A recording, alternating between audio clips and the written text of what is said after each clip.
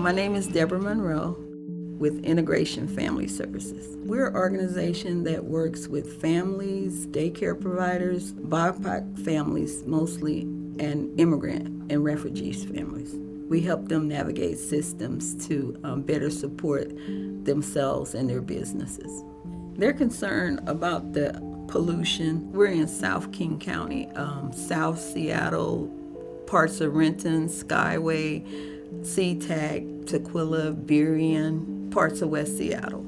Those areas are close to the airport, and you can feel the fumes coming from the planes because they're so low. And you can even see it. It's visible, whereas you wouldn't see that in other areas. The noise, all of that, it's visible, and it's just dropping. You can even see it on cars, on you, if you really look. Studies have shown that the air pollution within airport communities outside can be the same or similar to the air pollution that is inside. In other words, the air pollution can travel inside, especially when we leave windows open. Oh, and there's the plane, and here's the exhaust that we were just talking about. So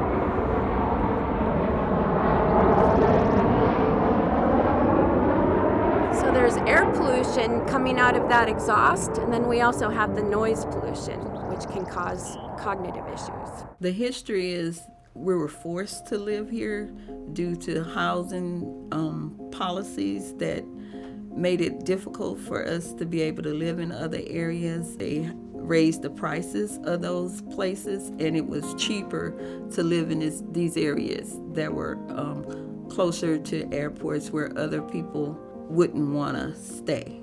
Up until the late 70s in Seattle, banks made it harder for people of color to have housing in certain areas. And that racist practice forced people to live closer to sources of pollution, which increases their exposure to that air pollution and leads to adverse health.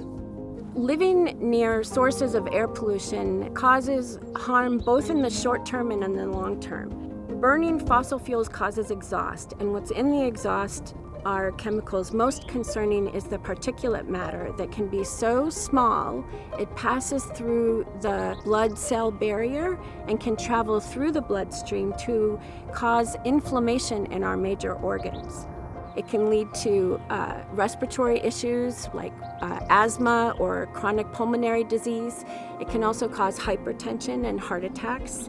And then most recently, we now know that particulate matter increases the likelihood that pregnant parents will give birth to infants with a low birth weight or cause preterm births. And the longer our exposure is, the higher the likelihood of harm to humans. So it's really important for us to think about how to mitigate that harm until we stop burning fossil fuels by making sure that people have clean indoor air and good filtration systems, good insulation, and also by making sure that they're protected when they're outside and exposed. For example, making sure that everybody can access good, high-quality N95 masks. 43% of the area is BIPOC families, and the pollution affects us in a way that 90% of our time is spent indoors, and the air is boxed in.